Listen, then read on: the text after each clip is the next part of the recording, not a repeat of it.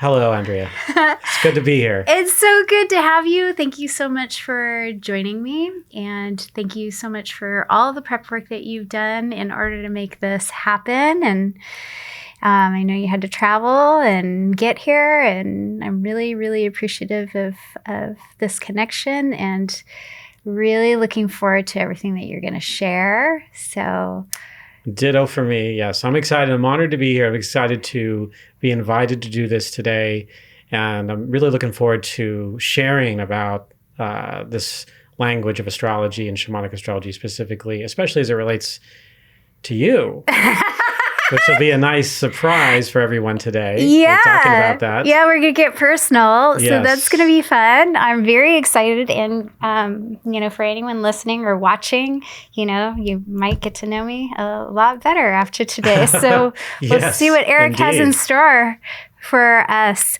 We're going to start with you, though, if that's okay. Let's go for it. Okay. So we're just getting to know you. So where were you born or where did you grow up? Los Angeles, California, born and raised. Spent my first quarter of my life in LA. So first 25 years, not quarter of my life, nearly half my life. I'm a little older than 50, so roughly around half my life. Came up to Oregon in 97. In 97? Yes. You've been here for a while. Yeah. I did have a little bit of time I spent in Tucson. Twice, once for a year and a half, and the second time for 6 months. But for the most part, it's been Southern California. No, Oregon. Oregon. It's been Oregon. Well, so I would say I've spent about at least equal amount of time in Oregon than I have in California. Although I do go down there for traveling to do readings and connect with people and friends and visit family, do fairs, that kind of thing too. You still go down? I still go down. I'll be going down I'm going to Mount Shasta. I'll be going to the Central Valley and Northern California. So I'm all over the West. Yeah, you are. Yeah. Okay, so I grew up in Orange County. So where did you grow up in LA? A couple different places. LA proper, LA County. My early years are spent in Glass Hill Park area, if you know where that is. It's maybe 5-6 miles from downtown, I think just a bit north. And then I spent over a decade in Eagle Rock near Glendale and Pasadena. Okay. Yeah. Yeah. And then later in Palmdale, when my parents bought a house out there. I was in my late teens when that happened. So you and I are approximately the same age, so you remember all the orange groves and strawberry fields. And when I was a kid, yes. Going to Knott's Berry Farm. Yeah. Which was near Disneyland. Yep. I went to Knott's Berry Farm too. That was a totally different world back then. I know. In the 70s and early 80s. It was. Yeah. Mm-hmm. Okay. So name something you cannot live without. That's a great question. The ability to explore where I want to explore. I could never be content with just staying put in one place. I want to move. It must be all that Sagittarius placement that we were talking about. I've got a lot of Sagittarius in my chart for everyone to know that. But growing up, I was really shy.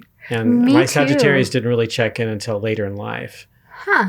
And there's an astrological reason for that. Is there? Yeah, there is. It's because of the house position it's in. And some strong Saturn energy in my chart. And to some degree Neptune. But those are the two that would make you shy. Yeah.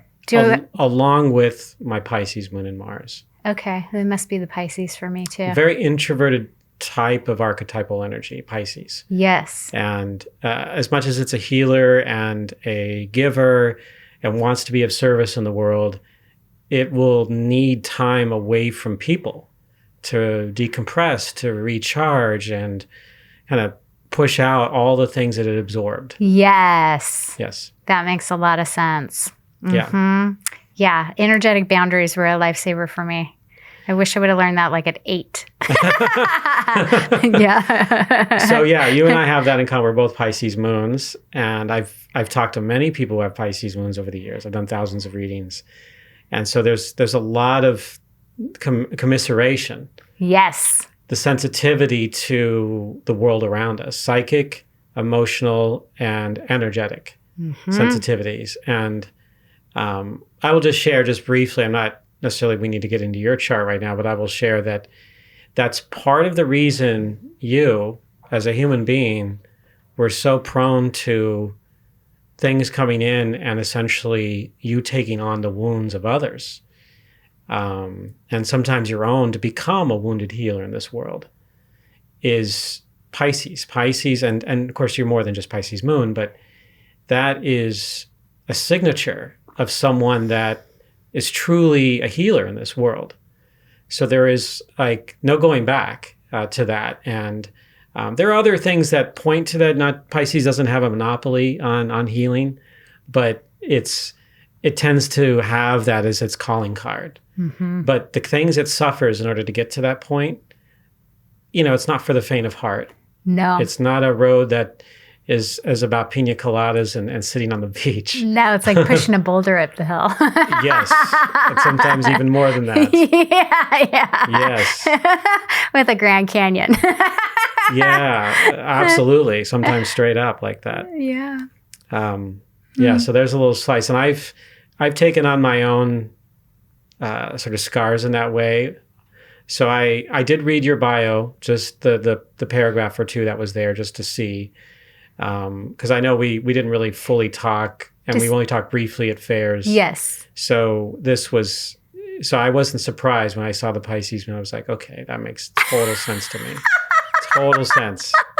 Yeah. Yeah, I've traversed a very interesting past. I look very wholesome, but I have definitely dipped myself in the shadow world. And sat there for a good period. Right. You have a combination that's different from me, of course, and we have two charts that are different, but there are definitely some, the Pisces is a common ground, a common language. Yeah. And so when I meet other people with some Pisces, there's just an ability to just connect on that level and understand without having to really speak too much about it. Yeah. It's because it's a different kind of a language. It's not an intellectual process that comes from the heart. And spirit. Yeah. Yeah. I agree. Tell me something unique or interesting about you that only those close to you would know. Wow. Okay. This is I wasn't expecting any of this. This is pretty cool. This is pretty cool. You do know I'm a Scorpio, right? Yes. I like to get to the bottom of stuff. Yeah, kind of a catalyst for the uncovering the mysteries of life. Yes. Yeah. So something that only a few know. It's hard to say because I'm not saying I'm an open book or anything, but I tend not to hide too much. I will say that. But maybe, okay, here's one fact.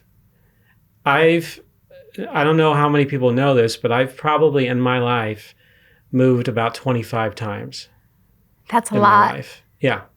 I moved a lot earlier in my life, and then I slowed down once I got married. That was like a every 5-year kind of thing for him. But Sure, I can understand that. But that's a fact that that's a lot. I don't really share with very many people. Yeah. And people would look at that and go, "That you're just completely unstable. Why are you moving around a lot?" Well, everyone has their own authentic expression.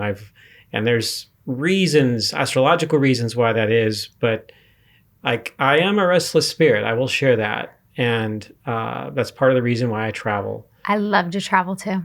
Yeah. And I think you've definitely got some Sag on your chart as well. So yeah, that's something we can talk about too. Yeah. So much to talk about. What are you naturally gifted in?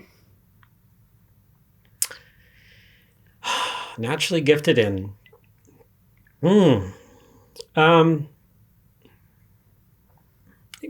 Do I have to share this one thing, or is it? You can share whatever you want. Yeah, you can share as much as you want. So being able to truly sense into, this could be a combination of Pisces and Sagittarius, but sensing into others, but also sort of the conscious awareness of not a hyper awareness, but something that goes beyond just the physical reality of where we are, of what we're doing right at this moment.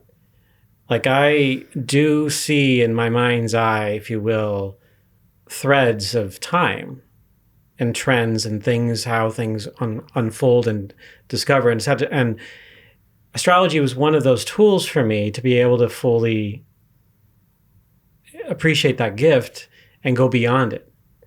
So when I get passionate about something, I don't stop digging into the depths of what that is. I go deeper and deeper, and that allows me, in my mind, to become even more, to utilize my gifts more, particularly around having that greater awareness around me. Like when I travel, when I go hiking, when I'm just walking down the street, I have very conscious awareness of the birds, the leaves, the wind, that everybody seems to be around me just walking normal, and it seems like they're asleep.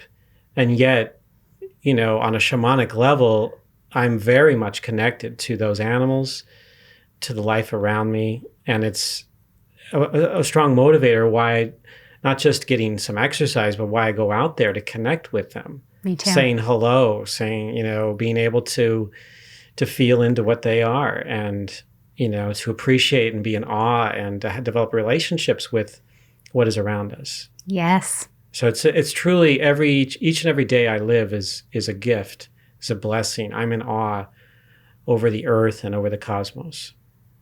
I am too. Mm-hmm. There you go. Mm-hmm. Yeah. Yeah. I always thought it was a Pisces thing.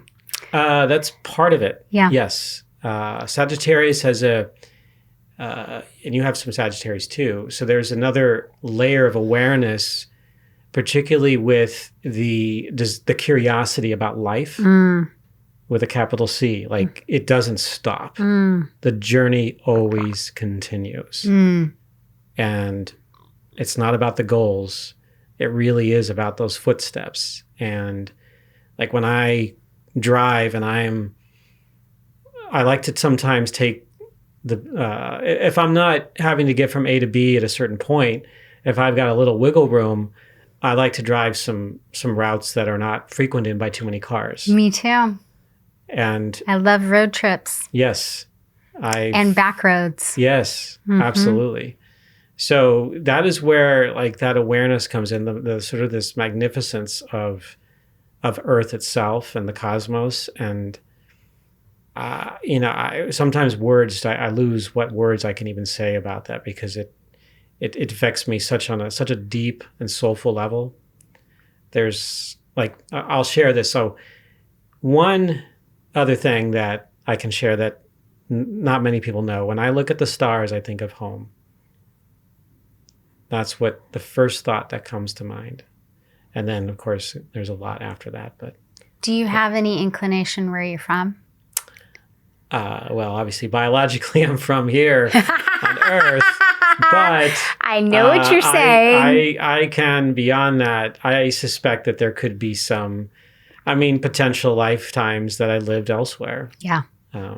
But I know I did a psychic reading many, many years ago when I was first starting out, and actually before I even started doing astrology. I met this psychic who was hosting this workshop, and when I was first becoming spiritually aware, and we were having lunch, and she grabbed my hand, and then she started talking about all these different lives I lived. And I wasn't prepared for that, but I started writing down. I had a notebook with me, and I started writing down it all. I think I still have the notebook somewhere, but that none of them were from another star system per se, but there was a lot of interesting lives. I'll just say that I've had contact. And I do believe in reincarnation and us coming back and living a life, and we're here to learn major things, and then we reincarnate at another time.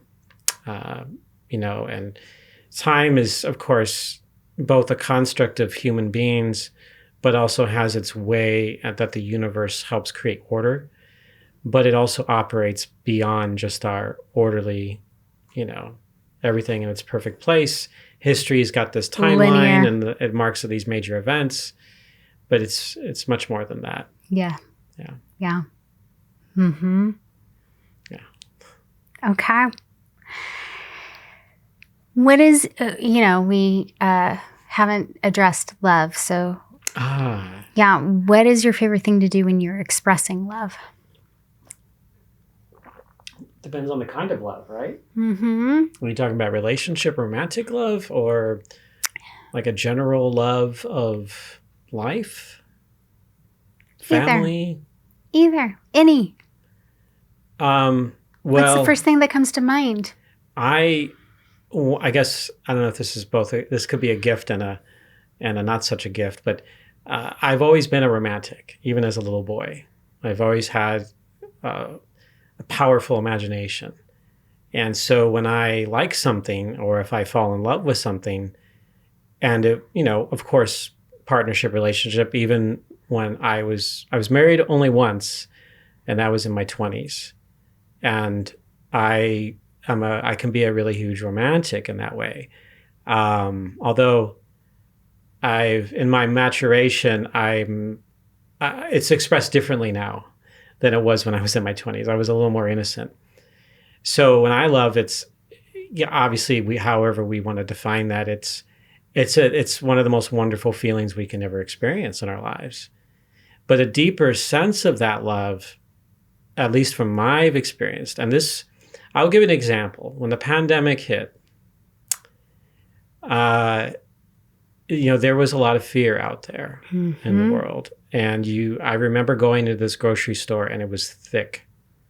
And people were doing weird things. There were some empty shelves. And I thought to myself, we don't need to feel this way. Mm-hmm. You're choosing to feel this way, everyone. Mm-hmm. And so, and panic can spread easily in a population. But for me later, it took me not very long, several days. I used to do this more occasionally, but now I make it a regular practice. This comes from a place of love and heart and soul of the cosmos itself. And when it first came back on a regular basis, I was moved, whether we call it psychically, emotionally, or all the above, to really pour out my love for the universe and for creation. And every night I express that as part of my meditations, part of my closing of the day. And that love can conquer all. It truly can. There is nothing like, and it was in the middle of this pandemic, and things were just very terrible, if you will. People were dying, and there was a lot of bad information going on out there. Some of it very helpful, but all the fear was spreading a lot of other things. And yes, for me, I was sticking with the relationship that I had with the cosmos. Yes. And I'm a single person, and I lived, at that time I wasn't necessarily living alone. I lived in a house that was owned by my friends, and they lived on the lower two floors, and I lived on the top floor. So it was kind of an apartment within a home in Beaverton. So at least I had them to hang out with once in a while, but I basically had myself, and I felt so deeply connected with creation. Me too. That it felt, and it was definitely very, very loving, and it continues to be so. And to this day, I haven't stopped each and every night. It's been that pandemic seeded something very strong in me, mm-hmm, very loving in me, mm-hmm, and I don't foresee that ever going away. Mm-hmm. So it's powerful, and then there's of course the romantic version, but I'm not talking about lust, but a deeper sense of that of what love can come through, that can carry things beyond where they were. And if it's done from a place if I think of myself, or not myself, but I think of when things come into me, I'm like, well, how am I going to respond to this person?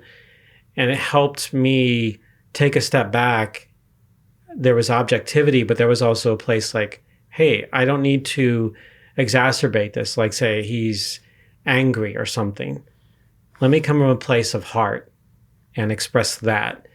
And whether he receives that or not, or she receives that or not, I can't control that. It's beyond what I can do. But what I can do is share from my heart and allow it to be. I think it was Saint Augustine. This is from the book James Hollis wrote called The Eden Project. Yeah, I own it. So are you familiar with his definition of he quotes Saint Augustine. I think it's Saint Augustine. I don't have it memorized. Okay, no. well, there's a quote in there that stuck with me because I read it years ago. Yeah. And they said, love is, quote, allowing the other to be, end quote. Everything is perfect. Yes, everything as it is. Yep, no need to fix anything. Absolutely. That's, in my opinion, the true definition of unconditional love. And, I've had some people over on this podcast to debate whether or not unconditional love is even possible. But I feel like that's where it stems from. It stems from allowing the other person to be perfect. To be who they are and thrive in their own unique way. And if you partner up with that person, then you would want ultimately for them to also have that as a reflection of you. Yes. And in that sense, there's no agenda, there's no entrapments, there's no conditions. No conditions. You just allow it to be and flourish in its own way. Yes. And, sometimes, we're human, so we have emotions and things happen, and there can be some challenges in all of that. Yes. Particularly in relationships. Especially with our egos. Yes. Because we grew up with a definition of what love should be. Or, as a female, I watched a lot of Disney movies with a lot of princesses.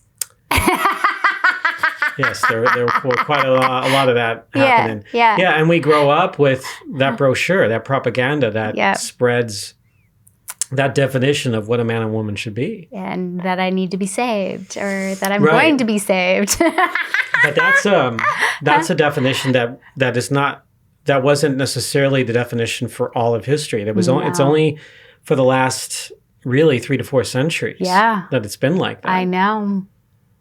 And before that, it was a little more choppy, and then there was arranged relationships. And then you go back before Christianity, it was quite different, very, very, very different. And they, men and women looked and everything in between that, because that's one of the things that I've also studied is those that are, that are trans women, trans men, and everything in between all of that. And it's prior to this limitations that we have of this polarity, we were much more freely expressive. Okay, so let's talk about that. I love that you brought that up. Yeah. Yeah. Okay, so this goes into the patriarchy, but it is a very limited way, and it's also a way to have greater, quote, order in the world. Yeah. In order to have everything in its own compartments. Yeah. That way you can go, oh, this belongs here, that belongs there. Oh, you're a boy, you're going to wear these colors and these clothes. Right. You're a girl, you got to feel this and feel that. You're a boy, you can't cry. And believe me, I, as a sensitive being, as a Pisces, Moon and Mars, I struggled for years, especially as a teenager. My dad didn't know what to do with me when I would cry. Yeah. And I thought I was broken. I thought something was wrong with me. Me too. But it wasn't until later when I became more spiritually aware and started reading more and even discovering astrology, it opened up things for me. And I said, wait a minute, this is authentic. And it takes courage. Yes. And it oftentimes means you're a lot stronger. Because you Exactly. can feel the full range of emotions. Yeah, my family didn't know what to do with it either. They told me I was too sensitive all the time. Yeah. That's because they wanted their world. They wanted to control their world, so they were afraid. Yeah. Or they were confused, or both. Yeah. Every human being, just as love is allowing the other to be, that's the same with all gender expressions in this world, all sexes. It should be allowed to just be and flourish in its own way. Yeah, it's none of our business. Right. Yeah. Right. And it's that variety that makes humanity even more dynamic and amazing. Yes. If you can have that amazing combination coming through like that. If it's just this standard polarity, it's just going to grow stagnant and die. Yeah. And that's one of the dangers that we are facing. Yes, exactly. I agree. Is there something that is in people's charts that would denote in any way or hint at that they might be more leaning towards becoming trans as they continue to evolve? There isn't one marker. What I've found, and I haven't, certainly the research is not complete anywhere far from it. I have looked at a number of charts and done readings for trans. I even have a few trans friends in Beaverton. Yeah. And other, I think there's another, I'm trying to remember. Just people like clients I've talked to. And I have found there is some common threads about the Venus position in the chart. Okay. And some of the outer planet aspects, like Saturn and Uranus. There's something in there, and the Venus position really caught my attention, and how far away it was from the sun. If it was closer to its maximum, what they call elongation, meaning because Venus orbits within Earth's orbit. So from when we see it in the sky, it can only get so far away from the sun, and before it retrogrades, which it will do this summer. Yes. In Leo. There's a whole thing about Leo. It already has. It started on Monday. Right, but it hasn't retrograded yet. Oh, that's right. Yeah, yes. On the 5th it started, it moved into Leo, and it'll be there for 4 months. Yeah. Which is, for Venus, typically it's only about 3.5 to 4 weeks in one sign. Yeah. So that's... It's a summer of love. It is, actually. I know. There is that. Absolutely. Yeah. So that's one, actually, one point in when I'm looking at future transits, that's one that I'm excited about. Because Venus and Mars are going to get together at the end of June and early July. They don't quite conjunct, but Venus, because Venus slows down, it will go retrograde a few weeks later and then backs off. And there's a whole, maybe we can have a future podcast, because it's a whole, other chapter of astrology. Yeah. Just that relationship between Venus and Mars. Yeah, I bet. And it fascinates me to no end. I'm sure. Yes. So that the original question, Venus separating from the sun, that's one signature I found that has some common threads, particularly in trans people. But I would need to do more research to have that be conclusive. Yeah. And then the outer planets, trans people's charts, they're not easy. Meaning that they have a real, these kinds of hurdles that they have to jump through to get to that. Yes. And I have all the compassion in the world for what they've had to endure. Me too. And they're really special people. In fact, they're in not necessarily ancient times, but before the Europeans came to the Americas, particularly North America. There was a book that part of my research involved this book called The Spirit and the Flesh. And I wasn't prepared to talk about it. I can't remember the author's name. That's okay. But he, as a gay American individual, he did research in what the native peoples did with the masculine and feminine. And in his own mind, he wanted to look at what is this history? What of sex and gender? What did they think of it? And it depended on the tribe. But a lot of tribes, when a man or a woman would gravitate toward things that were, say, the quote opposite gender, they thought that they were very special beings, that they were touched by Creator in a way that others couldn't be. Yeah. And there were a lot of different shades of how that expressed. Yeah. And these were magical beings. Yeah. And again, these are not all the tribes that were here that did that, but there was quite a number of them that did. Mm-hmm. And so that really caught my attention. I said, wow, this is really refreshing. I love this. This is amazing.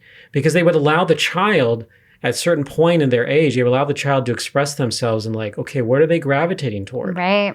What things are they wanting to do? What objects are they wanting to be with? Or what, interests do they have? Mm-hmm. And they would allow the child to choose that path. Mm-hmm. And they would go, okay, this child is yes, is born a boy, but is gravitating towards things that are more, we consider women.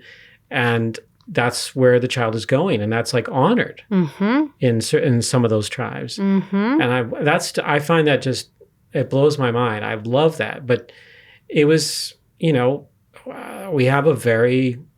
America has a very checkered past, and that the conquering of this continent left a lot of damage. Puritanical still. Yes. The manifest destiny doctrine that was so prevalent particularly in the 1800s, is still, some of it is still alive today, and it will evolve. I'm optimistic. Me too. And psychically or intuitively, I also have a theory. And my thoughts around this is, although not tested and proven, are that those who are trans are essentially remembering their past lifetime as a different gender. That could very well be, yeah. And as they're born into this third dimensional lifetime, they are struggling with that transition. Yeah, or adopting that transition. Yeah, their soul is sharing with them who they really are. Yeah. And that should be honored. And maybe this is the first time that, they've been female, right? Right. And so they're like, this is not usual. So it could be just for them a transitional. It's a transitional year. Or transitional life, until right? whatever the next one happens trans. to be. Yeah. And so I really appreciate that. I honor that. And I've never been in their shoes necessarily, certainly not in this lifetime. So I can only empathically check in to see what they're feeling and how much pain they've had to bring into their, or experience in their lives to truly be authentic in themselves. Yep. Yeah. So that's, I love that. That's interesting. I've never considered that as part of what I research. So thank you. Yeah, of course. Okay, let's see. What was one of your earliest memories of feeling love? I would think it would be my mother when I was a little boy, and not wanting to part from her when I'm thinking 4 or 5 years old. It's hard. It's only just, I only think of the feeling. I can't remember some of the content there. Just the feeling of that. Yeah. That would be my first experience of that, and the nourishment and having a safe space to go to and to be with as a little boy at that time. And I did love my father, but for that there was a different kind of security in that expression. Yeah. What makes you feel loved? What makes me feel loved? Yeah. When I am respected and honored for who I am, and that without judgment, without some kind of projection ideal upon me of who I should be, then I can experience it from a place of whether they're consciously aware of it, they have a certain loving approach to that. And, I have love for my friends. I have love for my family. And just even recently when I was on this road trip, I was hanging out with a few friends, and, my friend was doing everything to, enjoy my company. And so I was excited to be hanging out with him, and this is a recent partner he has. And so I got to experience that. There was a trust there too that can't be described in a way where you're just necessarily meeting somebody off the street that is trying to kind of get a gauge of who you are. There's a deeper level of that experience. So being welcomed, being, it's not about the responsibility of having to you're here, so I should be good host, so I should give you food and water and all of that. It's more like this greater energy of feeling, kindness and generosity and allowing the other just to be who they are. And that would be my experience of that. It's sometimes it's not so common in life, and there you always meeting resistance. I'll just say that. Yeah. Even when you try to come across, and when you are coming across as authentic, they may not trust that. They think, because they might be like, oh my gosh, they've had a life where they've had a lot of broken trust. They've had a lot of challenges, and so they have a hard time reaching that place. Yes. And so they have a journey towards that goal.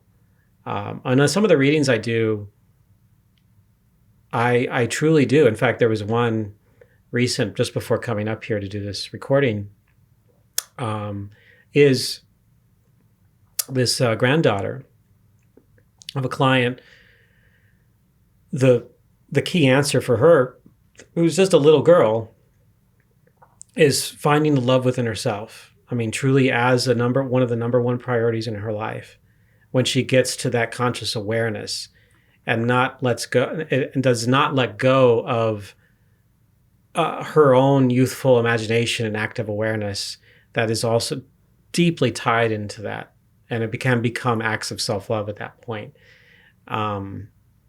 So in readings I do, I find that when there's a setup like say we choose a particular lifetime, I believe that when we come in, we incarnate in a womb, we choose the major things that we are trying to learn. But the free will, we get to decide how to navigate that. Yes. We get to make all those different choices. And I find a lot of times, depending on the chart setup, is that if they find a place where they can actually get to express that self-love, to be love, to embody that love. I find it in certain signs, particularly Leo, but there's other signs that are, if you're giving and giving and giving and giving a lot, and you're not loving yourself because you're giving away your power or your love to others, then that's where you can turn it inward. There's always a place there on the astrology chart, on the map, to go, this is your answer right here. If you nourish yourself, you can experience a whole new wavelength of yourself that you've never experienced. And so this love is a huge factor in that. It's particularly in certain kinds of readings. It's always present in the readings, but in certain kinds, it's like it jumps out of the page. Yeah. Very interesting. Yes. I was going to touch on that later. So you kind of already tipped your finger or toe in that. How did you get involved in astrology? Well, after my divorce in 1999, I spent some time building myself, looking at myself in ways I'd never had an opportunity or had given myself an opportunity to do. And so in that time period, I found a semblance of who I was in my journey.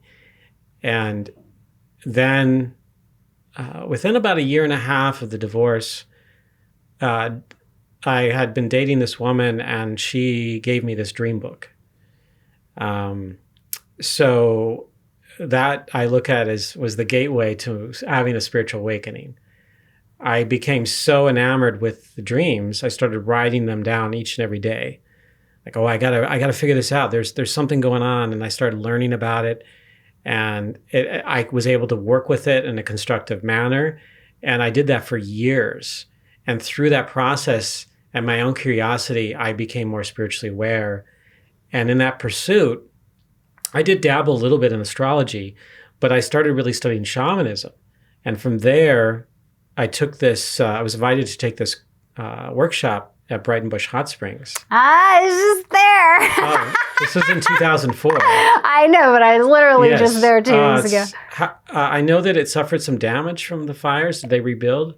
Yeah, I mean, it's open now. Yeah. Okay, good. Yeah, it looks great. Wonderful. Yeah. So I had my first shamanic breathwork there, but my first introduction to the system that is called Shamanic Astrology from Daniel Giamario.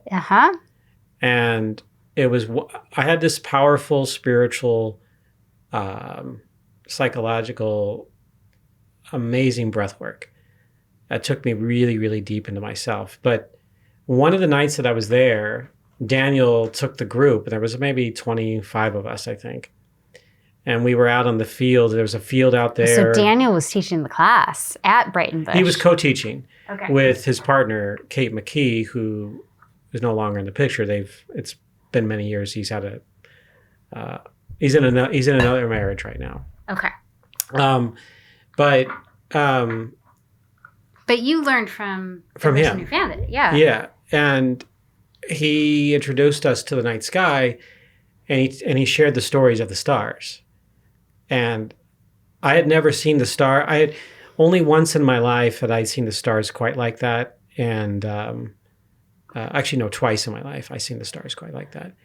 And at that point, like, I was like, okay, I was hooked. What an experience. I was ready. I'm like, that was what was missing from the astrology. That I had, like, just some basic, like, there was one book called The Only Book You'll Ever Need on Astrology or something. I'm paraphrasing the title of that. They still have that in their bookshelf, because I was just in their library. Yeah. I mean, their gift shop, and they had, like, The Only Book You'll Ever Need for Ayurvedic.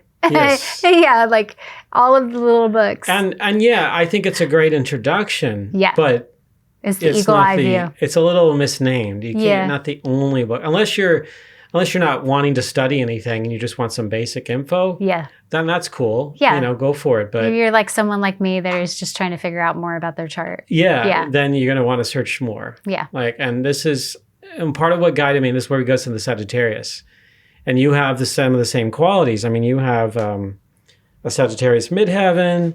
You've got I do. A North Node in Sagittarius. You've got some asteroids there. So really, and even your Sun and Mercury are in the 9th house. So you've got some of that just blended in with your Scorpio. Yeah, I love getting to the bottom of things. Yeah. Oh, that's my gift. There isn't supposed to be an end to that depth. No, I just keep digging. Yes. Yeah. People are like, I'm done. And I'm like, but I'm not done. Yeah, I invite you to keep digging too. Just keep digging. There's more. There's always more. There's always more. Yes. So it was in that time, like, when they shared the stories of the stars, I was ready, and I started taking, like, intensive courses in person in Oregon, Nevada, New Mexico, Arizona, over the years. And long story short, I had a little bit of a break in between some of the workshops, but then I started practicing professionally in 2010, and then officially had a certification in 2011. And there was a big ceremony under the stars, and there was this. That was amazing. So sounds magical. I graduated with 2 others, and at the Shamanic Astrology Mystery School. They since changed their name to Turning of the Ages Mystery School. That wasn't. I used to be involved as a managing director there, and so I was part of the board of directors, and so I voted on things, and I was helping build the school up after a while. But then I left in 2021 officially, and I wasn't for changing the name because I loved keeping the word astrology in there. Mm-hmm. But anyway, the night sky became a powerful part. So when I was graduating under the night sky. And then while I did because you recite kind of you honor the body of knowledge and the earth, the elements and the ancestors. You read this whole thing, and it's really powerful. And then during that time, there was a flyover of jets. And it's pretty rare for them. This was in southern Arizona. So I had each thing has its own symbolism. Each thing can be a guide, a message. Planets can be spirit guides. They are spirit guides. And they give us messages, and I work with them in that way. I work with them in a ceremonial way, and I work with them to help me and to help others. and to see and to get a forecast to see what's happening in the world. But it's ultimately to be in harmony with the cosmos, to like, hey, let's work together as above, so below, as within, so without. It's really a co-creation between the stars and planets, the sun and the moon, and us here on and with Earth. Astrology, I define astrology as our relationship to the earth and sky. That's the most the most simplistic way I can describe it. There are many astrologers, and you'll hear 1,000 different definitions, but that's how I see and experience astrology. That it's more than just, sure, we've got charts laying around here. That's good because it's a reference you can draw from that. But when you go out into the sky and you work with these planets, you work with the earth, that's where the true magic happens. Yeah. So the night sky was a huge, and it continues to be a huge part of my journey. And love. And love. Yes. It seems like you're in love with the sky. Oh. Earth and sky, it's hard sometimes for me to judge, like, okay, what do I love more? Well, it's equal, really. Yeah. Although the sky has a certain place in my heart that it's hard to compare. Even when I was in relationships in the past, it was always very, very present for me. I'm fascinated by it. I have conversations with it. Yeah. Yeah. I love being nowhere and, communicating. I have conversations with the sun, too, just for anyone watching and listening. Yeah. I have conversations with the sun. Just having a conversation with the sun yesterday. The sun, the moon, the mountains, the sky. I regularly, that's part of the relationship, is to be able to, it's part of how we orient ourselves, how we have an awareness and navigate our lives. And and replenish. Exactly. I will say that, like, during the pandemic, the night sky helped. I mean, it may seem strange, but it helped ground me in myself. The pandemic, it was so interesting how, it was transformative for the world and each individual, right? And the collective. But I felt like I'd been before, like, it came out, like, I felt like I'd been preparing it for, like, in my third dimensional reality for forever. Like, I was so prepared. I was so prepared for COVID in so many ways. And for me, it opened up, I think it opened up every healer that I know. It opened us up to our gifts because it really allowed us the focus and the time away from all of the distraction. Absolutely. And so, some people got divorces, right? Some people, you were focused on the things that you had been distracting yourself with. And so it really, really, it was a very transformative time for many reasons. But I would say that my spiritual gifts certainly started to open up even more. Yes. In that isolation. Oh, yeah. Because that's how we got through. I think that's how healers got through. It is having that deeper awareness and connection and not losing our shit like everybody else, being the grounding force or the grounding source or the grid of light, right? Absolutely. And it gave us a chance to reassess everything. And there was a lot of people that changed jobs during that time. And not everyone, but there was still a lot of people. I remember having questions posed to me when we got to 2021 and the vaccines were starting to come out. I was very, very busy, actually. It was when the pandemic started, I started recording YouTube videos. Oh, okay. And I had done a few, but not really serious. Yeah, not consistently. But now I was like really just like diving right in. Like I want to share this with the world more. Yeah. So I started diving in. But when we got to 2021, people were like, oh, are we going to go back to normal? Is this, You're like, no, this is the normal. I said, well, 2019 is not coming back. 2018, all the years before it, we will not return to that. Yeah. This is starting an entirely new paradigm. Exactly. Yeah. So we're in the turning, what Daniel Giamaro calls the turning of the ages. And we're at the end of the Kali Yuga. Yep. And so we are in a transition into an entirely new age. And it's going to take decades and centuries eventually to get there. But this is where we co-create. Yeah, this is the turning point. This is like we just found out that the iceberg is ahead and we're in the Titanic and we're just slowly, hopefully turning. Yes. Before we hit the iceberg. Yes, there was years ago, though, this is where I would say, like, and I love this, and I hope we do. Sorry, that was very Scorpio. Yeah. And, well, here's another Scorpio line, too. You know, there's a line from a TV show, and I love science fiction. And one of my favorite is the rebooted version of Battlestar Galactica.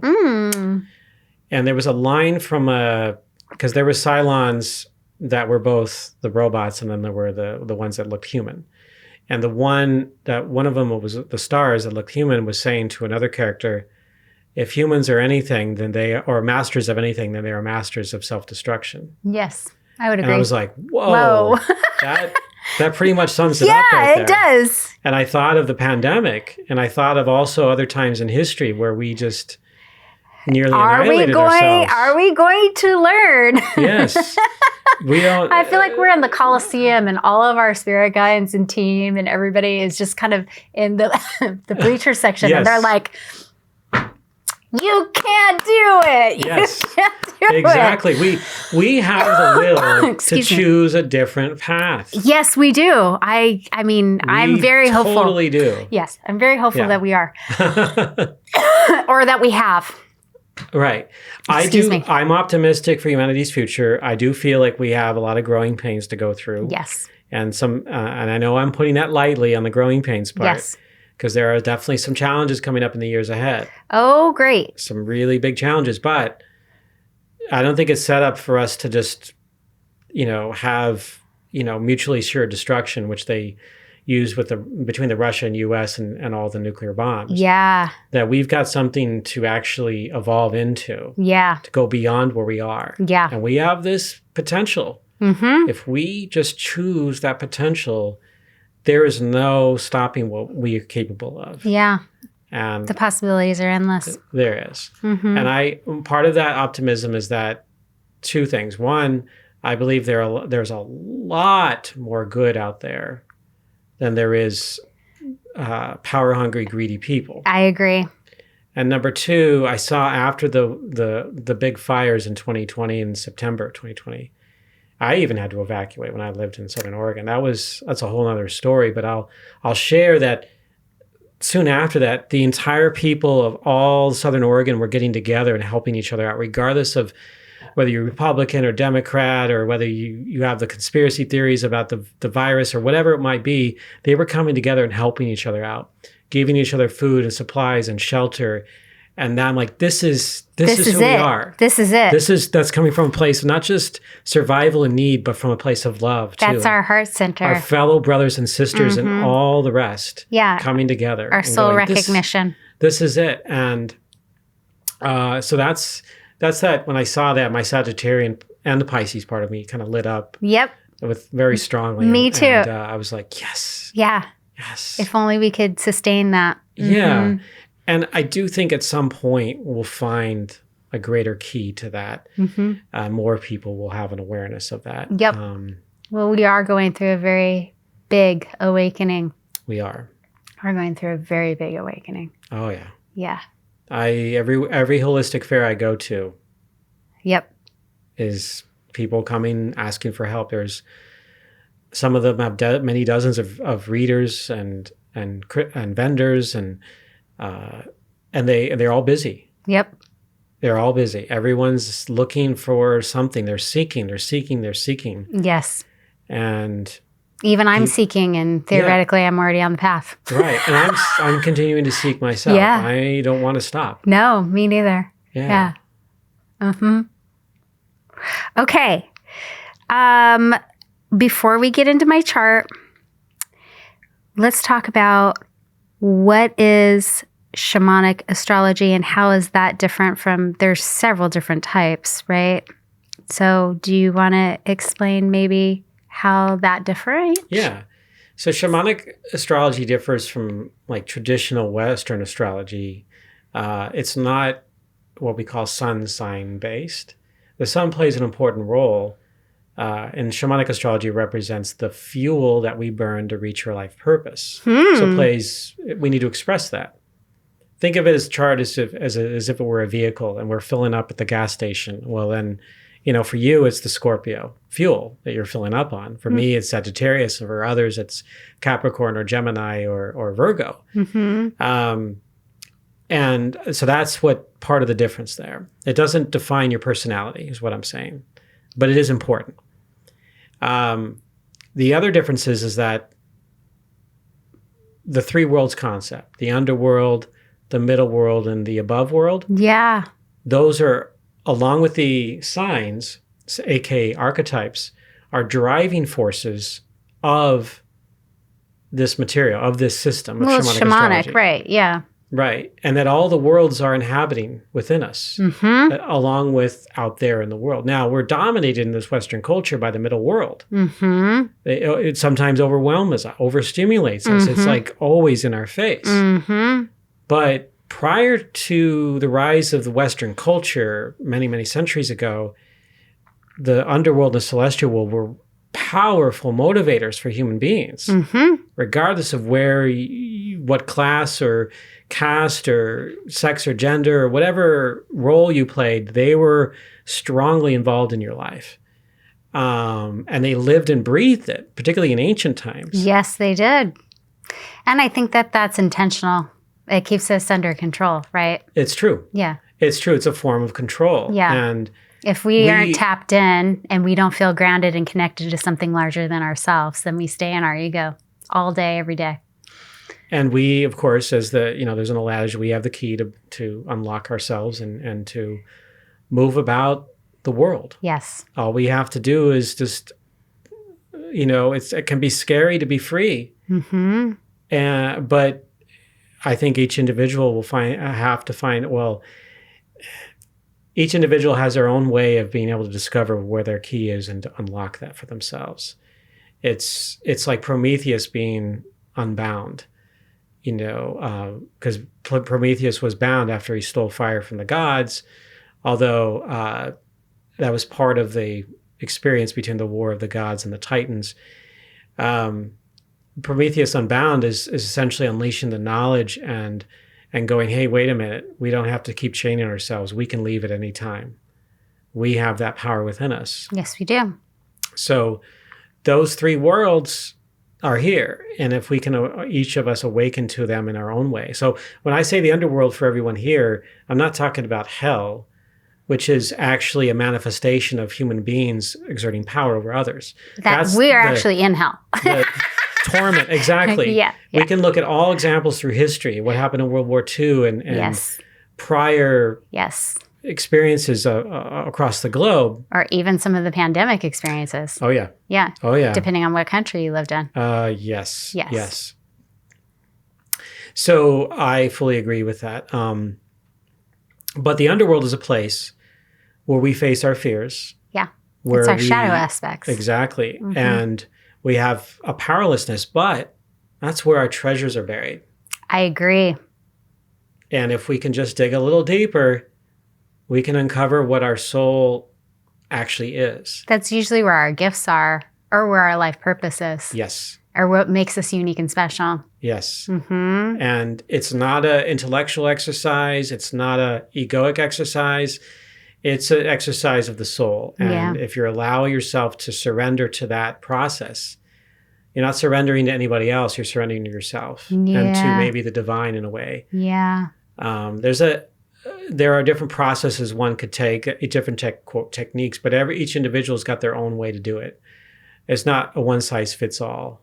Each person will surrender in their own way to themselves. And that's one of the things that shamanic astrology honors. It honors the process of these initiations that are helped by planets, which are teachers and guides and initiators themselves.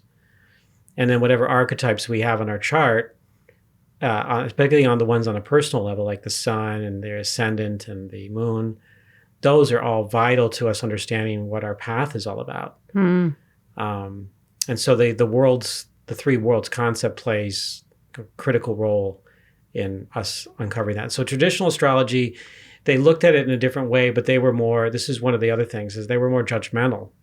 When you had a certain setup on your chart, they, sometimes they thought, oh, you're not going to live past age whatever, or that, oh my God, you've got a bad placement of your Mars or Sun. This is not a good thing. You got to accept that and be cursed. Yeah, there's a curse. I mean, essentially there was a great judgment upon that. But in shamanic astrology, it's holistically approached. So there's no good or bad, or that one sign or one planet is better than another, or if it's, there's no judgment. Right. So example is I have Mars in Pisces, and that used to be looked at as a really bad placement, a detriment to Mars. But Mars has an authentic expression in all 12 signs. Just like gender expressions, it's authentic and it doesn't matter what it is. It's just expressed differently. So that's an example of how I got in tune with myself and who I was without that judgment. So those are the things that set it apart. But the other parts are like really incorporating the sky, the experiential journey that we have with the sky and the earth, and the night sky itself. And now I'm not going to talk too much about this, but we incorporate the stars in all of this. So that's it's another layer there. So signs are tied to the Earth's seasons in general. There's signs in time anchored in by the solstices and the equinoxes. The constellations are groups of stars that have their own meaning. That also gives us transmissions and things, particularly in Vedic, but there's in shamanic astrology, we use that, and I use that to actually, I've got online courses that I work with Kaylin Castell. We talk about the stars and how to incorporate that and work with them magically and ceremonially as well. Cool. So it's important to incorporate that. So it's another layer there. So it's not either or. I had a astrologer come to my table at a holistic fair on the Oregon coast last month and basically make a judgment and say one is right and one is wrong. And that's not true. The Vedic system has their own wisdom and knowledge, and that there's something important about that, just as the Western system, the tropical zodiac. Learn it all, and that's where you can. Don't shut yourself out from other astrologers unless you don't have time, but take that in, because there's a lot of amazing insights and knowledge that comes from these folks. So definitely look at that. And I know you follow a few astrologers, and if something catches your attention, check it out. There might be something there. I do. I follow a lot of people. Yes. I'm always looking for advice. Yes. How does astrology relate to finding our life partners or our romantic soulmates? There's a few different ways, but the major way is through Mars and Venus and the ascendant and descendant. To some degree, the moon plays a role there too. But those represent the Mars represents the masculine principle archetype. So like the archetypal expression, not Mars represents, quote, men. And Venus represents the feminine principle, or the inner goddess, right? The inner god with the lower G, not the overarching god. And then the ascendant represents the emergent identity, and the descendant represents relationship intent. Both of those are polarities. Particularly ascendant descendant is relationship access with identity weaved into that, and then Mars and Venus play a role in what we're longing for archetypally, and what we're personally connected to as the masculine and feminine within. Like there's for like a biological man, for example, that would be Mars, they would be identifying with Mars more. But with transgender, it's a case-by-case basis. When I found there's, I have a friend who trans man, but both Mars and Venus have almost an equal amount of like expression that they can identify. So it's fascinating. Mm-hmm. So they might even project both Mm-hmm. as well as own both. So the lines can be blurred a little bit, that makes it, for me as an astrologer, makes it more fascinating. Right. Because I'm learning new ways, techniques of looking at things. Yeah. But when you're looking, like, for example, like I, as a man, I just, that's what they call cisgender. This would be my Venus. I would be projecting longing for that archetype in my life. And it could show up not just in, quote, women, but in media and in other qualities in life. Like I could be attracted to that archetype in entertainment or in people, whatever it might be. I might fall in love with that. I want it in my life. The same would go for women in general, projecting their masculine. But there's also the mother and father in the Mars and Venus too. So sometimes the lines can get really complex in there with that. And so again, this is an archetypally driven system. So whatever the Mars and Venus is, that really is strongly connected into like romantic relationship, finding love life, and all of that.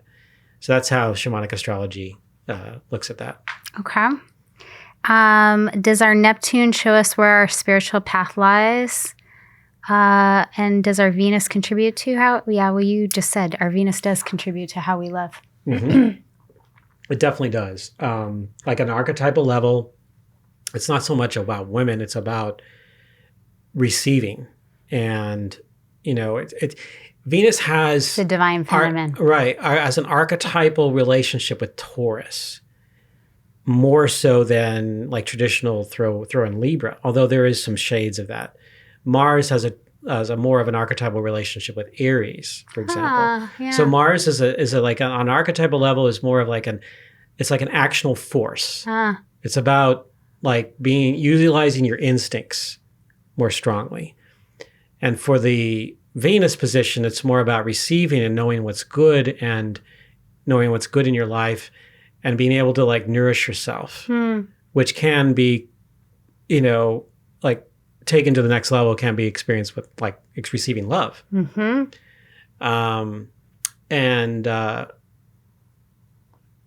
were talking about spiritual path too. I got off on a tangent. Yeah. That's more Jupiter. Okay. Neptune does play a role in that, but on a personal level, it's much more about Jupiter. Jupiter is our path of enlightenment and spirituality, along with our Dharma and our vision quest path. Okay. So in fact, in traditional astrology, Jupiter used to have a rulership over Sagittarius and Pisces. So there is some of that. There was a reason behind it because there was this other strong spiritual element to Jupiter. And the reason is Jupiter's expansive. So it's showing you a greater, broader horizon of opportunities. When you're questing, when you're seeking, spirit comes along with that. Now, Neptune can open up the heart more and your own inner spirit to connect spiritually in your life, especially if you're like in a particular transit or if you have it strongly in your chart. Neptune can play a role like that too. Okay. Yeah. All right. So is that a good segue? My Venus is in Capricorn, so I'm sure you're loving that. Oh, Venus in Capricorn. So this would mean, like, for you... I love to work. Yes. Bearing the burden. Surprise. Bearing the burden, taking on the work, feeling useful, really. Yeah. Feeling useful and like, oh, is there something to do? I feel good, especially on a personal level, especially at home, although it can particularly because it's Capricorn, it also shows up in work too. Yeah. Because Capricorn and work are like two peas in the pot. Although Virgo can sometimes give it a run for its money. I'm sure. But yeah, that's something you want to honor, meaning like you're learning about that as your goddess. The moon represents one's lineage, what you mastered coming in this lifetime. Okay. Venus is this emerging goddess within that you want to experience and nourish in yourself. So the more Capricorn you do, there are some rewards that you get.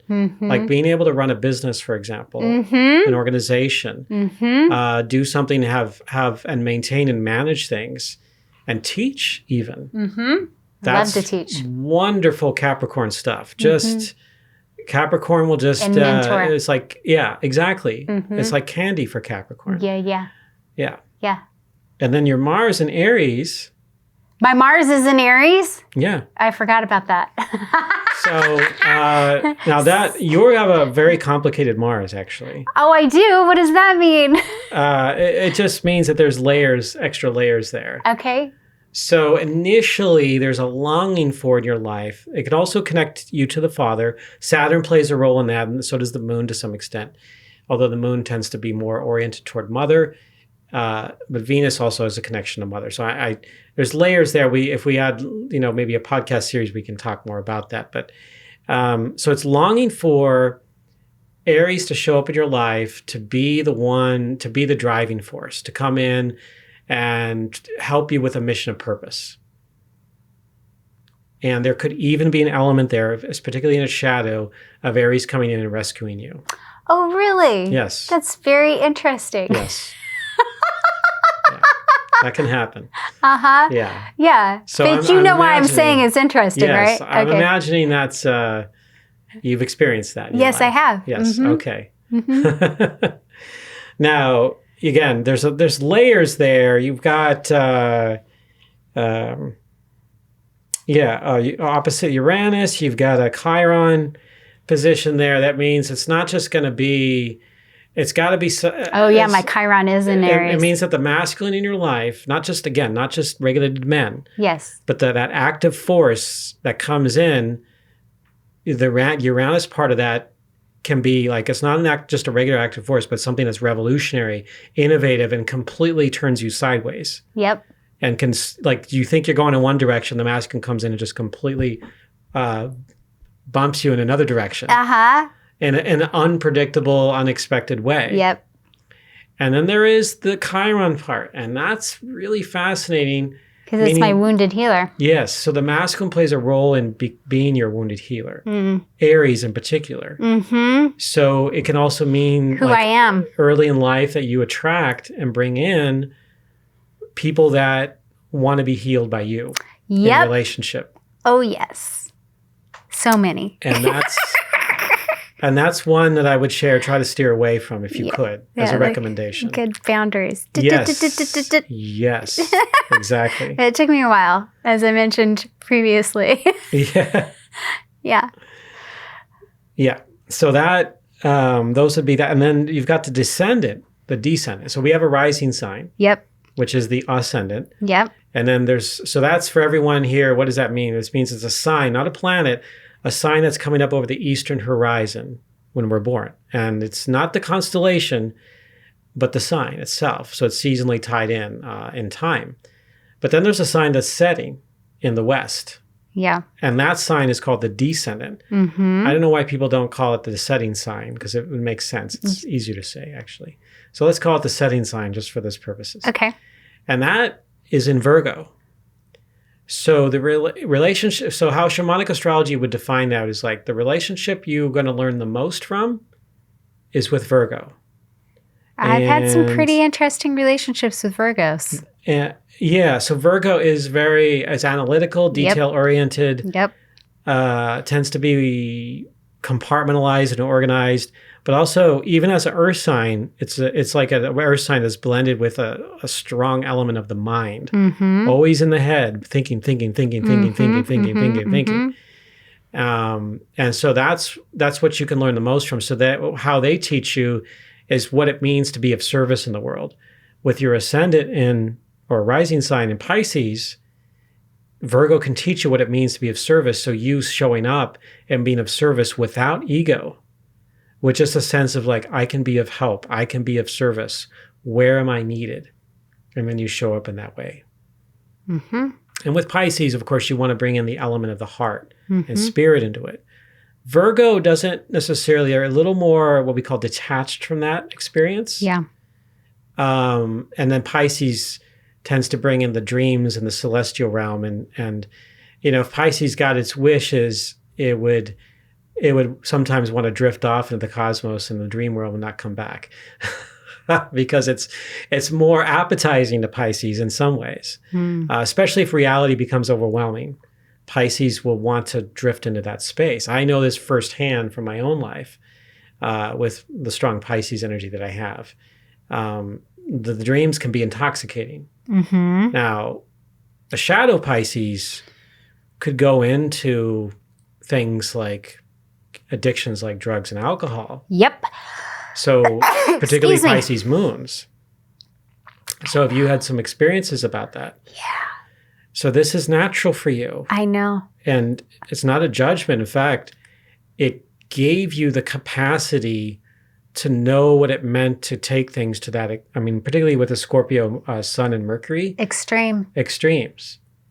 I've lived all extremes. You have, I know, you are truly what we call the wounded healer. I am. You truly embody that. I am the DSM-5 right here. That's right. Yeah. Yes, you are. And that's something that can never be taken away from you. Yeah. You can own that. Mm-hmm. But the only danger I would say is like allowing the wounds to take control of you. Yeah. Rather than you working with it in a way where it becomes your medicine. Well, that took a while, right? Yes. Oh, it does. Yeah. It takes years. Many years. Yeah. Like I'm a very different person at almost 50 than I was in my 30s. Yeah. I'm with you on that. Yes. Yes. I had myself as a Pisces moon, I definitely had some things going on in my own life, physical health, and anxieties and panic attacks, particularly as a teenager. Just like if I were to make a conscious choice, I wouldn't want to ever necessarily live my teen years again, because they were really emotionally, like you're thrown into the fire as a teenager. This speaks to everyone really on this planet. Yeah. Or most people, particularly in Western culture, we don't have like rites of passage. I know. In the way that they did in ancient times. Yeah. And if we did, wow, what a different world we'd have. Especially men. Yes. There's a book I would recommend to everyone if they want to learn more about the masculine and men on this planet, particularly Western culture men. Mm-hmm. There's a book called Under Saturn's Shadow. Mm-hmm. You have that book? Mm-hmm. Okay. The subtitle is The Wounding and Healing of Men. And when I read it many years ago, it brought tears to my eyes. I'm sure. I was just blown away by it. Mm-hmm. So I would hope that all men would read that at least and have some deeper thoughts within themselves. They don't necessarily have to share it with everybody. Just consider some things within themselves and find out. It's not about toughing this out and being the alpha male, like showing this whole age that's trying to come back of this like a tough person. You're not allowed to show vulnerability or weakness or whatever. That in my view actually shows your shadow. It shows your own weakness. It's destructive. Mm-hmm. It's just destructive. Mm-hmm. So if like a book like that, and there are other books, but that's a book that when I do readings for men, and roughly around 15% of my clientele are men, only that much. Mm-hmm. That just shows that there aren't too many that are actually seeking out. I know. And so when I do get a client that's a man, it's exciting because I get to talk in ways that, that I can personally identify with them, mm-hmm. and help them. And a lot of them are amenable to my recommendations and suggestions. Obviously, they've got to walk that path themselves. There is that. And I don't know why I got on that subject specifically, but there you are. Okay. Yeah. So how are we doing? Yeah. Okay. Yeah, I'm good as long as you're okay. Yeah. Yeah. Yeah. So I will let you take it from here. So I could mention a few things you're going through. Okay. Cycle-wise. I know I'm going through a lot, so I can't wait to hear your perspective. So there's a couple of big ones. Okay. One that I really wanted to get to. Yeah. You just started in April, called a Chiron return. Oh. It happens to everyone around between 49 and 51. Okay. So you just are going to turn 50 this year. Yep. And you started this Chiron return roughly on time. I mean, I started mine before I got to my 49th birthday. Yeah. So I was born in 71, so just a couple years older than you. Yep. November 25th. Aha. Yeah, 71. So Chiron is the wounded healer, the centaur, shaman healer. Chiron is a strong teacher too, a teacher of medicine. Mm-hmm. In fact, Chiron was the inspiration and the one who mentored Asclepius. And that symbol of the caduceus, of the rod and the snakes, this is where this comes from. And Hermes took it on as well as his symbol. But it was during that time where that was sort of the origin of medicine, if you will. They think of Asclepius as, quote, the father of modern medicine. And I say that in quotations because I don't think necessarily he was the first to discover these things, because Chiron had been literally worshipped for thousands of years. So so the story of Chiron, there's different versions of this, but essentially in a situation, he took on a wound that was poison, but centaurs are immortal, and he wouldn't die from the wound, but he couldn't heal it either. Mm-hmm. So it became his medicine. Mm-hmm. He had to learn to alchemize that. Mm-hmm. And eventually it got to a point where he was done with it and he did his journey. And after Prometheus got chained to the mountain by Zeus, he said, Zeus, please chain me. I am done with this life. Please put me on the mountain in placement of Prometheus. And Zeus was, quote, moved by that and placed Chiron into the stars. I lost my train of thought. Chiron into the stars in the form of the constellation Centaurus. Not the constellation we know as Sagittarius, although it was projected later. Chiron was projected later onto that particular constellation. But there's one that's actually a little bit lower that used to be visible 3,000 to 4,000 years ago at our, in the northern latitudes.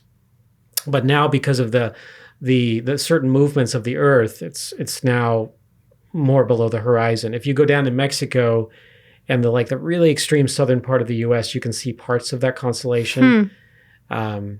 So it really does look more like a centaur than what I call the archer. The archer is definitely more of a bow and arrow. So when we go into a Chiron return, Chiron, which is a planetary body, not a planet, planetary body that orbits between Uranus and Saturn and takes about, on average, 50 years to complete. So this is why we get that Chiron return, turns back to its place. So in a cycle that will continue for 11 months until March of next year. For you, it's about a total digestion of your wounds, of a time of detoxification, a time of reflection and healing, of really going into the deeper realms and being vulnerable in yourself. And all the stuff you've had to endure, everything is on the table.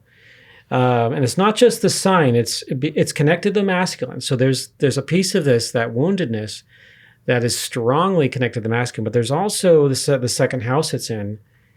And although I will say that Eris, the planetary body called Eris, the dwarf planet, does play a role. So there's a certain strong feminine goddess strength that comes through Chiron for you in Aries. But this is a time of healing. That's one of the main bullet points for you right now is a strong healing time. And sometimes a person during this time can have a health crisis. It doesn't mean there's not a guarantee that you will. Now, you've gone through quite a lot. So it could be that something re-erupts during this time. And then you think to yourself, wait a minute, I've already dealt with all of that. But it wasn't necessarily meant to be permanent. It was something that, hey, there's a message here around that. And then you work with that as a tool, as a medicine. and then it goes away, kind of a thing. Now, if you were a person that had done very little inner work up to this point, the Chiron return would be much more dramatic and did more, I would say, much more challenging for you. There was a story of someone I knew who came into their Chiron return, and they had done very little inner work and worked like 60, 70 hours a week, and they owned their own business and did very little other than that. And they ended up having a stroke during that time. They survived. And they got some messages. They were able to kind of come down in themselves and go, wait a minute, they got to reassess their life. Because you and each person during this time, it's a letting go of the old story. Yeah. And embracing the new. I feel like I entered it early. Yeah. I feel like that was 2 years ago. But I tend to be ahead of myself on just about everything. Well, yeah, and you're just even through transits that happen, I tend to feel them the week before, or I imagine so. Yeah, I think it's all the water. I just right. You're extremely sensitive to passes that. Through. Absolutely. I'm like, extremely let's go. Sensitive to that. And then one other big one you had that is going to end in December 10th is Pluto square Mars. That began in January 2022. That's one, and there was another one. I do believe because of of course, when you were in a relationship prior years ago. Yes, I'm still in that relationship. The process. Yeah. So this combination with a Mars return that happened between October of 2020 and December of 2022. Yep, that makes a lot of sense. This combination with the Pluto cycle just tells me that it was really intended for you to experience a complete overhaul with your relationship to the masculine, particularly within, but then there's the outer masculine that also is reflective of what absolutely doing the internal regardless work. Of what gender or sex that partner is, they would be part of that. Yes. That energy. Yeah. I would also share there is a piece of this that also deals with your father too. That's part of this dynamic that was intended to also go through a change. Yeah. An overhaul. Yeah. So a lot of healing there. Yes. Absolutely. And acceptance. And you're now in a time of expansion, actually. Even though the Pluto cycle is still going on until the end of until December, there is an expansion around the masculine right now through, through the end of December as well. So you're getting this chapter of Pluto is much more expansive and destiny oriented, so that the people that you meet during this time, not just specifically men, but that are related to maybe your Aries Mars and that help teach you about your own masculine within. This is where you can have that greater expansion. So this is that time of like, and taking them serious, like synchronicities take place around this. So open up to that possibility of a new. Now, I know your situation, but if you, let's say hypothetically, if you're single right now, this would be a time where a new relationship could come in. Yeah. Potentially. Yeah. Well, I think lots of new relationships can come in. I mean, even romantic too. Yeah. But new relationships in general, absolutely. So, especially with the masculine. Absolutely. Yeah. Oh, yeah. And not the old version of what you had before. No. It has been a total overhaul, upgrade. Yes. Yeah. Absolutely. Yeah. I agree. Yeah. In almost every masculine relationship that has entered my life, even just since the beginning of this year, it has been a complete evolution. Yeah. Yeah. And that. I mean, I will even say, you and other men that have been on the podcast and yeah. That's part of the allies, the spirit allies, the teachers that are coming in. Yes. And whenever, this is one of the mysteries, is that when they come in, you may not necessarily know specifically what role they're going to play in your life. But they have something to bring and teach something me. there. And it could be just brief, like a few days, or it could be that they stay lifelong friends, or maybe you're becoming a lover, whatever it might be. They show up in a certain way and it catapults you farther and faster down your life purpose track. Yes. Yeah. Yeah, I agree. It's very exciting. Yeah. Now, I've been waiting. yes, you're here. Now, there are some other things I'll kind of close off here. Yeah. Close up with this. Number one, you're coming up on a time when Jupiter goes over your home and roots, which is in Gemini.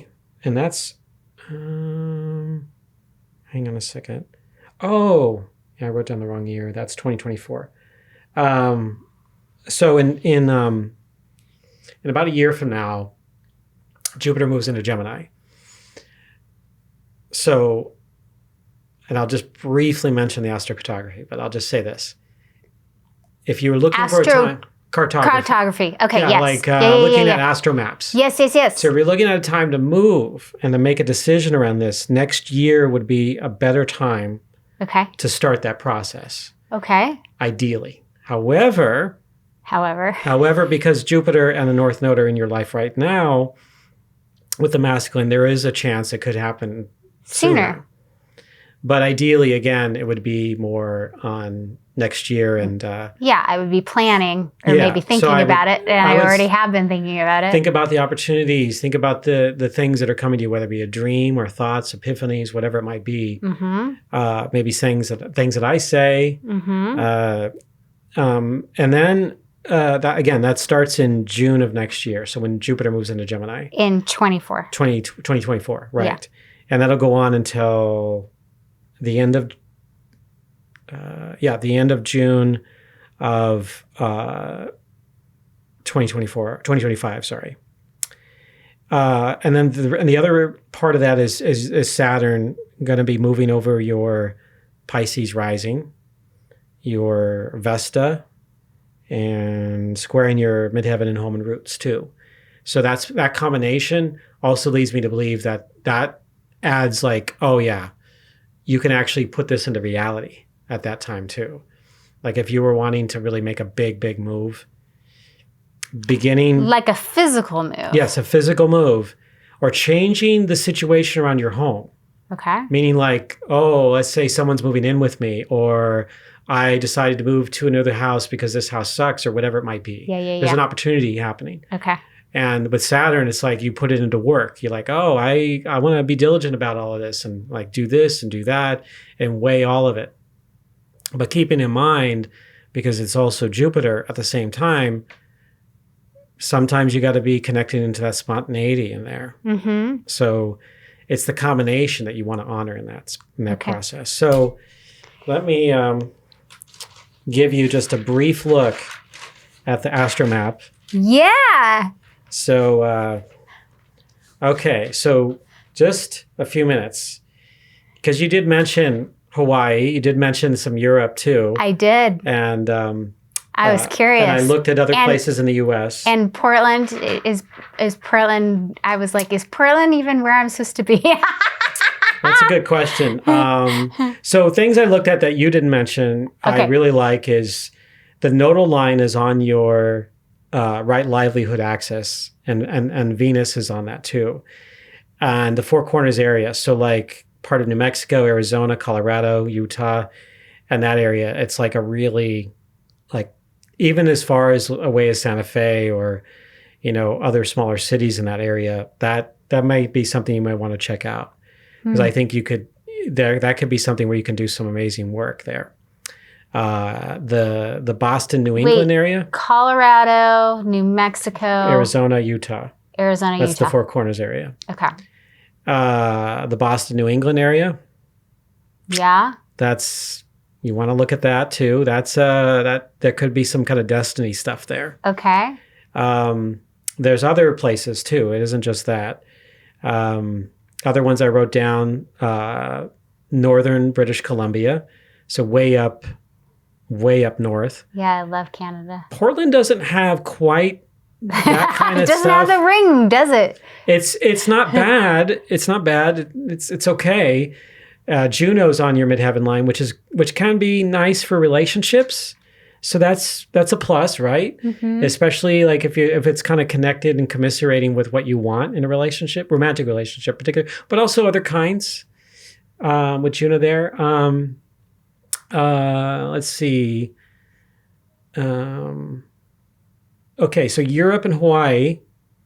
Okay, the ones that stand out the most. Yeah.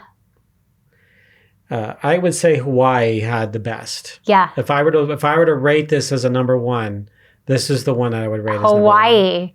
Yeah, I know. So you mentioned Oahu, right? Yeah, so I that did. whole island chain is part of it, so it doesn't matter. But I love Kauai too. Oh, Kauai. Yeah.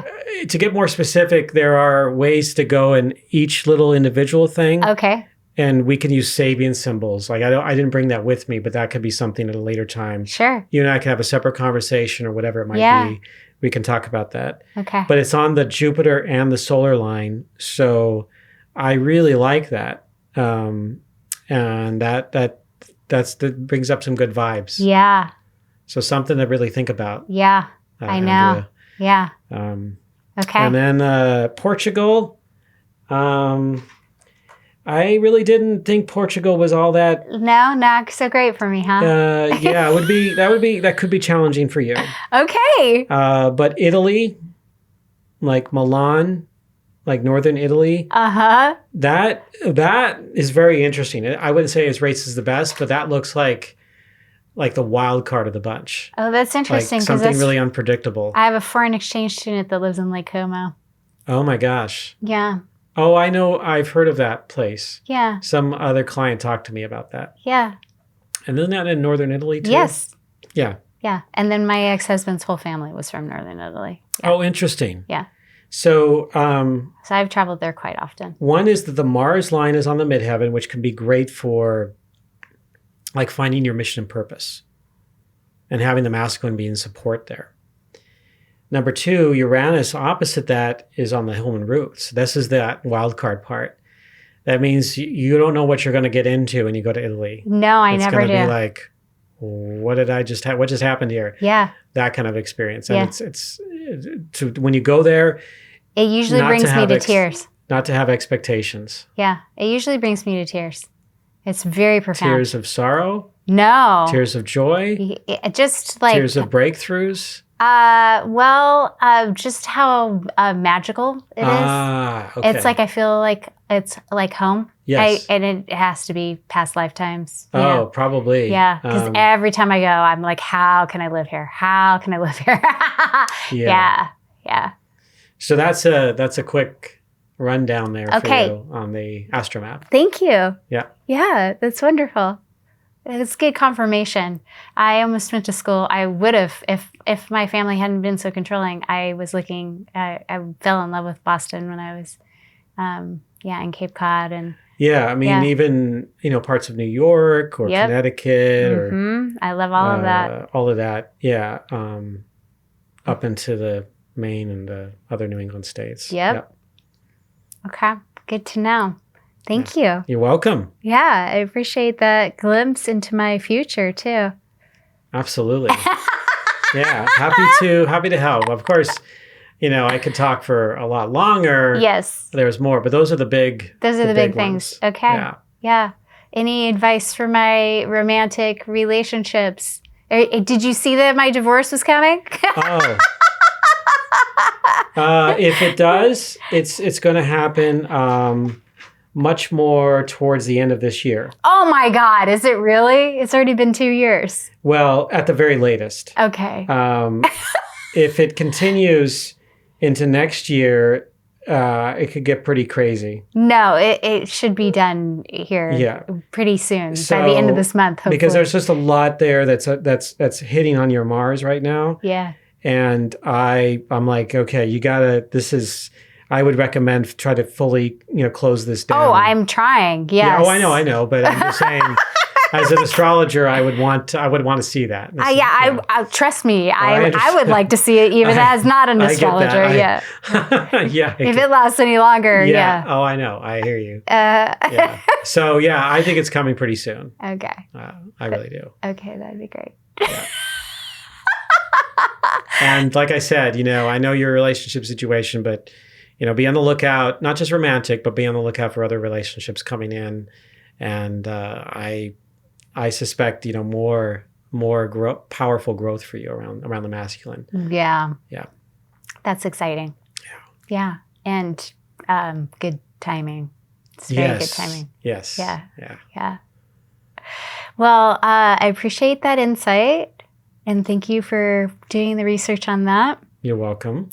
Do you have any additional questions for me? No, I think I'm doing well on that front. Okay. Yeah, thank you. You're welcome. Yeah. Well, I hope to have you again. That would be lovely. Yeah, we can have another future episode potentially. Part 2. Part 2. Yes. Yeah, because there's so much that we could dive into, but I really appreciate you sharing so much about yourself too, because you probably don't get a chance to do that on your own. Not too much, no. Yeah. So that was kind of the highlight is your expression out in the world, and thank you for your wisdom too. Yes, thank you. You're welcome. And until next time. Until next time. Yeah. Thank you, Andrea. You're welcome.